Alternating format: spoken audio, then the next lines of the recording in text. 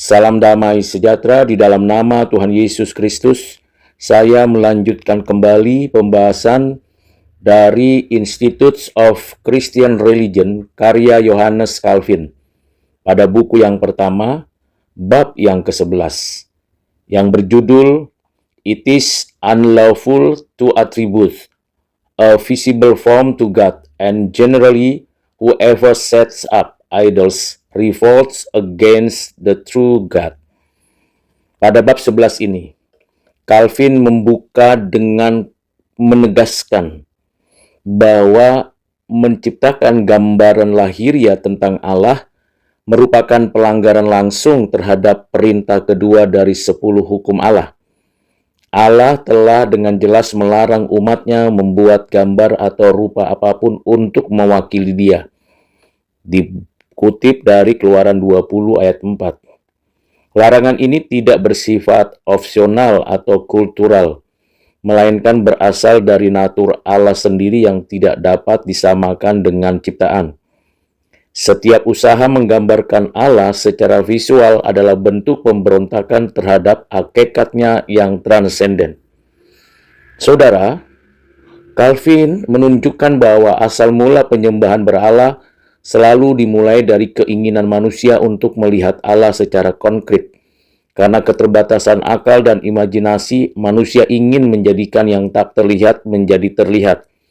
Namun tindakan ini justru mengaburkan, bukan memperjelas pengenalan akan Allah. Allah yang tidak terbatas menjadi bentuk material, manusia menurunkan kemuliaannya ke tingkat ciptaan yang fana. Saudara yang kekasih dalam Kristus, Calvin mengutip peristiwa anak lembu emas dari Keluaran 32 sebagai contoh klasik pemberontakan terhadap Allah. Bangsa Israel tidak bermaksud menyangkal Allah tetapi ingin mewakili Dia melalui simbol. Namun justru karena tindakan itulah mereka jatuh dalam penyembahan berhala. Dari contoh ini, Calvin menegaskan bahwa setiap kali manusia berusaha menggambarkan Allah, mereka sedang menolak Dia sebagaimana Ia menyatakan dirinya sendiri dalam firman. Calvin menjelaskan bahwa ketika Allah menampakkan diri dalam bentuk tertentu di Perjanjian Lama, misalnya awan, api, atau kemuliaan di bait suci, hal itu bukanlah gambaran hakikatnya, melainkan sarana sementara untuk menyesuaikan diri dengan kelemahan manusia. Allah tidak pernah bermaksud agar umatnya menjadikan manifestasi tersebut sebagai representasi visual yang disembah. Allah tetap roh yang tak terlihat. Manifestasi lahiriah hanyalah cara pengajarannya, bukan bentuk keberadaannya. Calvin mengkritik keras gereja Roma dan tradisi gereja kuno yang membenarkan penggunaan gambar dan patung religius. Ia menilai bahwa dalih mereka bahwa gambar yang hanya berfungsi sebagai buku bagi orang bodoh tidak memiliki dasar alkitabiah. Sebaliknya, gambar-gambar itu telah menjadi objek penyembahan yang menggantikan Allah yang sejati.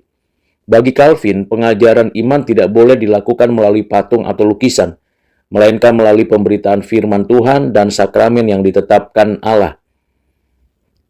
Calvin menegaskan bahwa penggunaan citra religius selalu menyesatkan pikiran dan hati manusia. Sebab begitu Allah digambarkan dalam bentuk tertentu, imajinasi manusia segera melekat pada bentuk itu dan kehilangan pandangan terhadap sifatnya yang spiritual dan tak terbatas. Gambar itu tidak hanya gagal mengajar tetapi juga menyesatkan. Karenanya Calvin menyebutnya sebagai cermin kebohongan yang mengaburkan kebenaran Allah. Saudara yang kekasih di dalam Kristus, Calvin mengutip para nabi seperti Yesaya, Yeremia, dan Habakuk dengan tajam mengecam kebodohan penyembahan berhala. Patung-patung buatan tangan manusia tidak memiliki roh, tidak dapat berbicara, dan tidak berkuasa apa-apa. Menurut Calvin, ironi terbesar dari penyembahan berhala adalah bahwa manusia yang diciptakan segambar dengan Allah justru menciptakan Allah yang segambar dengan dirinya sendiri. Berhala bukanlah gambaran Allah, melainkan cerminan dosa manusia. Karena itu, saudara, Calvin memperingatkan bahwa penyembahan berhala adalah bentuk revolusi spiritual terhadap kedaulatan Allah. Dengan mendirikan citra atau patung, manusia berusaha mengatur bagaimana Allah harus dihadirkan dan disembah. Tindakan ini tidak hanya melanggar hukumnya, tetapi juga menantang otoritas dan kebijaksanaannya. Karena itu penyembahan berhala bukan sekedar kesalahan teologis, melainkan pemberontakan moral terhadap Allah yang kudus. Saudara, Calvin menegaskan bahwa hanya dalam Kristus Allah menampakkan diri secara sah kepada manusia. Kristus adalah gambar Allah yang tidak kelihatan. Dalam diri Kristus, manusia dapat melihat Allah tanpa melanggar larangan terhadap gambar. Sebab Kristus adalah penyataan Allah yang sejati dan yang hidup, bukan representasi buatan.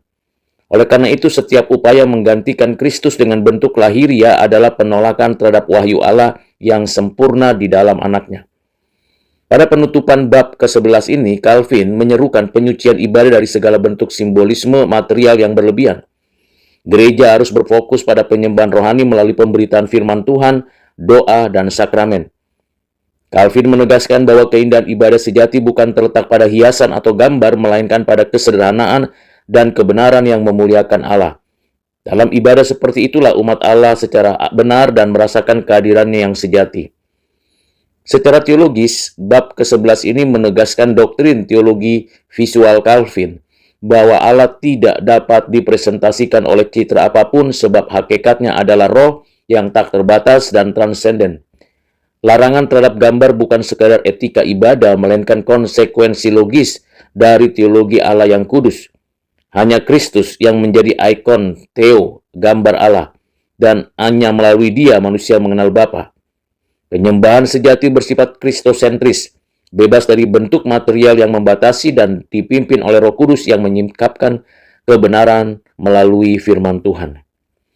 Dalam konteks gereja dan budaya, pemikiran Calvin ini menantang orang Kristen untuk menyucikan kembali ibadah dari kebergantungannya pada simbol, ritual, dan benda suci. Banyak orang masih mencari Allah melalui pengalaman visual, mistik, atau material, padahal Allah berkenan hadir melalui firman Tuhan dan rohnya. Gereja masa kini harus membentuk umat yang mengenal Allah melalui pendalaman firman Tuhan, bukan melalui bentuk luar yang menggoda emosi. Dalam pendidikan Kristen, prinsip ini menegaskan bahwa iman tumbuh bukan dari gambar atau ikon, melainkan dari pewahyuan yang hidup di dalam Kristus dan implementasinya, saudara. Nyata, ketika gereja dan sekolah mengajarkan bahwa penyembahan sejati adalah hidup yang berpusat pada Kristus, dipimpin oleh Roh Kudus, dan diarahkan hanya untuk kemuliaan Allah. Saudara yang kekasih dalam Kristus, demikian pembahasan singkat dari buku yang pertama pada bab yang ke-11. Kiranya saudara semakin mengalami pengertian dan memahami dengan tepat supaya tidak menjadi pelaku kejahatan yang memberontak kepada Allah, tetapi menjadi orang-orang Kristen yang taat kepada Tuhan, yang menyembah Allah di dalam roh dan kebenarannya. Ikuti terus bab-bab berikutnya dan buku-buku berikutnya. Kiranya Tuhan memberkati dan menolong saudara sekalian. Tuhan Yesus memberkati. Amin.